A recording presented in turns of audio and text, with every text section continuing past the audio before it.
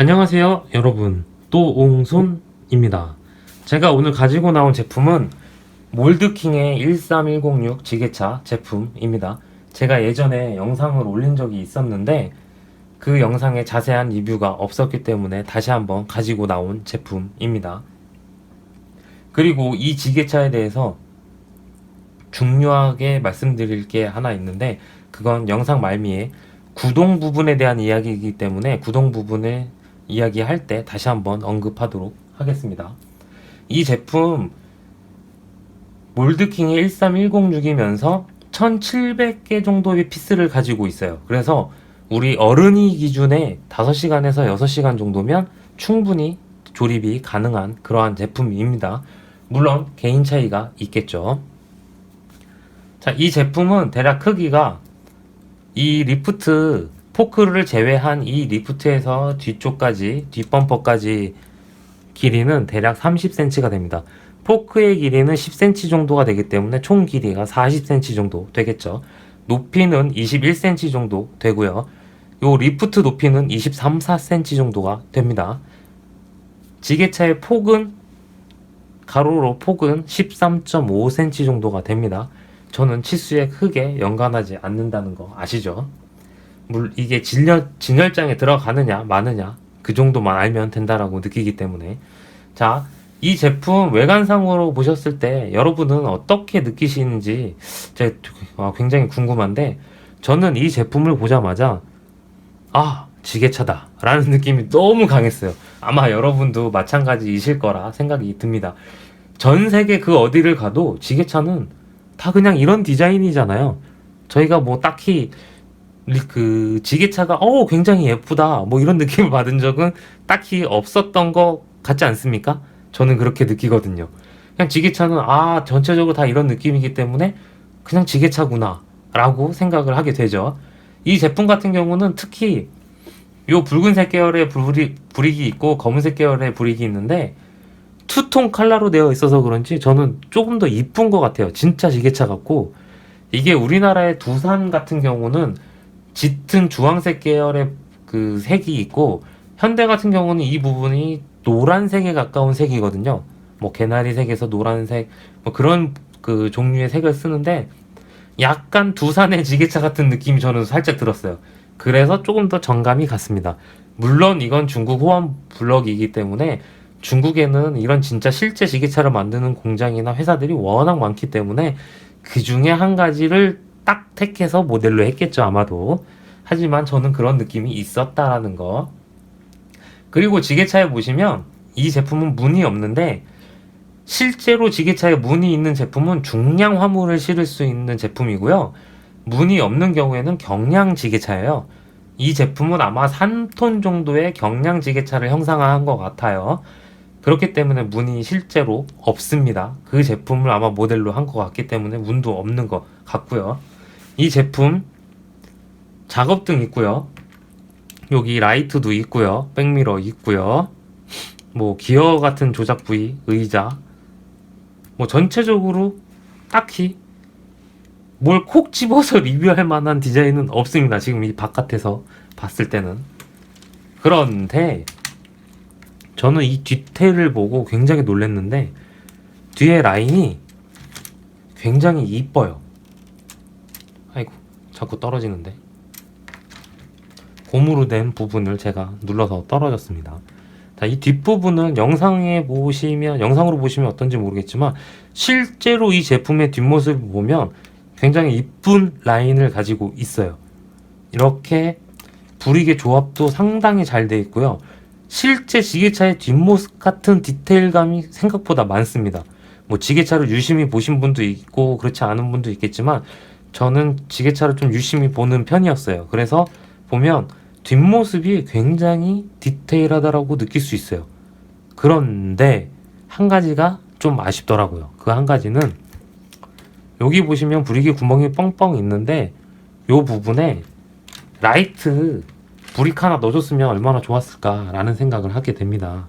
요 부분에다가 요쪽 부분에다가 라이트 하나 딱 달아주면 굉장히 이뻤을 것 같은 라인을 가지고 있는데, 옆으로 이렇게 보시면 이렇게 둥그스름하게 라인을 정말 예쁘게 잘 뽑아냈어요. 실제 지게차처럼. 그런데 라이트만 하나만 딱 더 있었으면 더 이쁘지 않았을까 라는 아쉬움이 조금 있습니다. 그리고 일반적으로 진짜 지게차 같은 경우는 이 부분이 그냥 쇳덩어리예요. 쇳덩어리로 이루어질 수밖에 없는 게 앞에서 짐을 들었을 때 지게차가 짐을 들고 쏠리는 현상을 방지하기 위해서 뒷부분이 더 무겁게 설계가 되어 있습니다. 이 옆모습은 그냥 뭐 아까 반대쪽 운전석 쪽에 반대쪽이랑 똑같은 모습을 가지고 있습니다. 그러고 안에 내부를 잠깐 보시면 핸들, 의자, 뭐 조향장치 뭐 등이 있는데 핸들 그냥 장식이고요. 바퀴가 조향을 할 때 핸들이 같이 돌아가거나 하진 않습니다. 의자도 장식이고요. 요 앞에 있는 기어도 장식품입니다. 무슨 기능을 하진 않아요. 그리고 요 앞에 보면 악셀, 브레이크가 표현이 되어 있습니다. 저는 이 점이 굉장히 디테일하고 놀랍고 재밌었던 부분이에요. 요 악셀, 브레이크가 하나씩 달려있는데 실제 지게차에는 악셀 하나와 브레이크가 2개 달려있어요. 더블 브레이크를 사용할 수 있는 그 제품이 대부분인데 뭐 안전상 그 브레이크가 2개가 있습니다. 어쨌든 그 부분을 조금 표현해냈다라는 게 저는 그냥 넘어갈 수 있는 부분인데 이러한 걸 표현했다라는 게 저는 굉장히 디테일하고 재미있는 부분 중에 하나였습니다. 옆모습 뭐 딱히 다를 거 없죠. 자, 이 제품의 가장 중요한 부분은 지게차기 때문에 이 앞에 리프트잖아요. 리프트는 이렇게 앞에 리프트가 올라갈 수 있는 부분이 있고요. 이 리프트를 지지해서 올라가게 만들 수 있는 이렇게 리프트가 있습니다. 그리고 상하로도 올리고 짐을 내릴 수도 있지만 각도를 앞으로 뒤로 조금 더 기울일 수 있는 기울기도 조정이 됩니다. 구동이 됩니다. 지금부터 구동에 대해서 조금 얘기를 해보려고 하는데요. 이 제품은 일단 가격이 10만원이 되지 않는 가격입니다. 10만원이 되지 않는 가격에 배터리 하나와 모터가 5개 그리고 리모컨이 하나 들어 있습니다. 가격대에 비해서 굉장히 파워 펑션이 풍부하다라고 말할 수도 있겠죠. 이 제품이 특이한 점이 이제 구동에 대해서 특이한 점이 몇 가지가 있는데 그 중에 첫 번째는 뒷바퀴가 조향이 되거든요. 실제 지게차도 뒷바퀴가 조향이 되는 그러한 형태를 가지고 있어요. 이 앞에 바퀴를 중심으로 실제 지게차는 360도 턴이 됩니다. 하지만 얘는 되지 않아요. 그 점 유념해 주시기 바랍니다. 뒷바퀴의 조향각이 보이시나요? 굉장히 많은 각도를 가지고 있습니다. 하지만 360도 턴은 되지 않아요. 그리고 이렇게 조향을 끝까지 한쪽 방향을 끝까지 해 놓으시면 주행이 좀 힘듭니다. 들리시죠? 다다다다다다다. 제가 구동에 대해서 말씀드리려고 하는 중요한 포인트 중에 하나가 다다닥 저 포인트인데 그거 조금 이따가 다시 한번 말씀드릴게요. 자, 이런 식으로 바퀴가 조향 각도가 많이 이루어지게 되는데 그 이유는 요 메인 프레임부터 바퀴까지의 거리가 상당히 있어요. 그렇다 보니까 이 바퀴하고 메인 프레임하고 최대한 닿을 때까지 꺾을 수가 있게끔 되어 있습니다. 그래서 많은 조향 각도를 가지고 있습니다. 자, 지게차를 든 김에 하부를 보시면 매우 꽉 차 보입니다. 모터도 이렇게 육안상으로 바로 3개가 보이고요. 앞바퀴의 기어 부분도 보이고 요 포크리프트 올렸다 내렸다 상하 움직이게 할 수 있는 요 기어 부분도 보이고요. 요 바퀴 조향할 수 있는 브릭도 다 보입니다. 이렇게 많은 제품이 꽉 차 있다라는 느낌이 들어요. 바닥에 보면. 물론 전진과 후진은 당연히 됩니다. 하지만 약간의 다다닥 소리는 있죠. 근데 요 정도는 굉장히 양호한 편입니다. 자, 일단은 뒷바퀴 조향 각도를 틀고 주행을 하면 거의 어려운 수준이다 라는 거 일단 기억해 두시고요. 그 다음에 포크리프트, 자, 상하 이렇게 심으로 올릴 수가 있게 되어 있습니다. 자, 내릴 수도 있고요. 이 리프트를 다 올렸을 때는 한번 올려볼까요?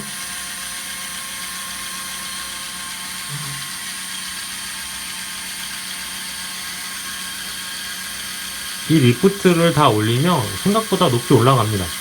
지금 위에 떨컥 하는 거 보이시죠? 다 올라갔기 때문에 더 이상 올라가지 못하고 떨컥 하는 그 현상이 있는데, 여기까지 높이가 대략 27, 8cm 정도 되더라고요. 대략 27cm에서 28cm 정도 되고, 그 위에 리프트까지는 훨씬 높겠죠. 일단 좀 내려놓을게요.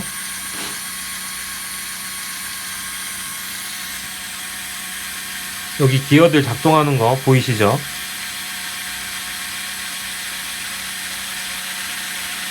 자, 조금 내려놨고, 제가 리프트의 각도 움직일 수가 있습니다. 이렇게 뒤로, 앞으로, 뒤로 기울이는 작업이 가능합니다. 작업이 가능하고, 제가 지금부터 말씀드릴 건 이런 구동을 정말, 그 구동이 잘 되면 정말 재밌을 텐데, 아직까지는 구동이 조금 부자연스러워요. 따따닥 소리도 많고. 그래서 저는 조금 그 점이 아쉽거든요. 그래서 그 점에 대해서 조금 얘기를 해드리려고 합니다. 이 제품 같은 경우에 제가 요 옥스포드 군용 트럭인데, 요게 한 350에서 400g 정도 되거든요. 500g이 조금 안 나갔던 걸로 제가 기억을 하는데, 500g이, 네, 500g이 조금 안 됐던 걸로 기억을 하는데, 뭐 이렇게 드럼통도 있고 굉장히 디테일하게 잘 꾸며져 있는 옥스포드사의 군용 트럭입니다. 제가 이 제품을 여기다 놓고 한번 리프트를 올려볼게요. 어떻게 되는지.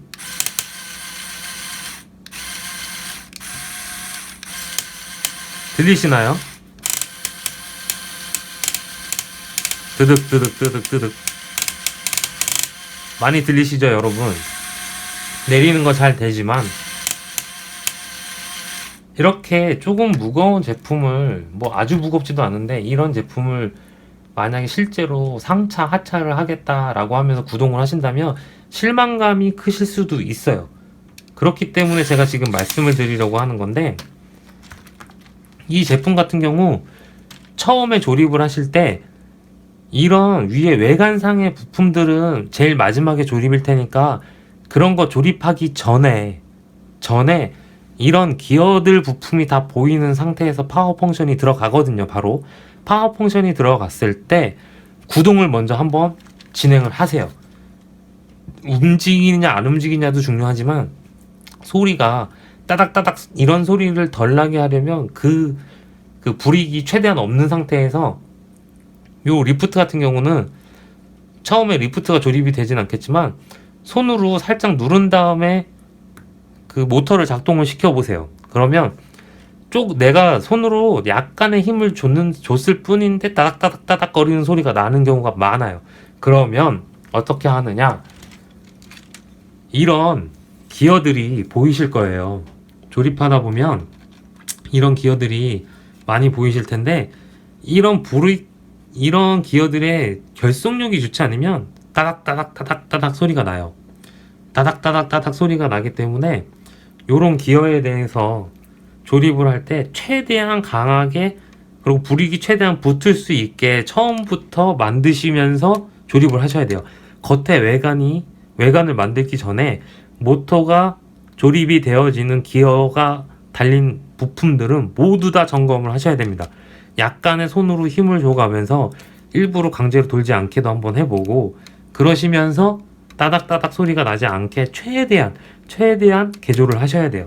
저 같은 경우는 이 제품을 만들 때 그걸 전혀 생각하지 않고 만들다 보니까 지금은 따닥따닥 소리가 큰데, 이런 식으로 모터에 딱 맞물리는 이런 기어들은 소리가 나지 않는데, 지금 앞에 잠깐 보셨던 이런 부분, 이렇게 좀 연약한 느낌이 듭니다. 이런 불이익은. 그래서 이런 부분이 소리가 좀 따닥따닥 나요.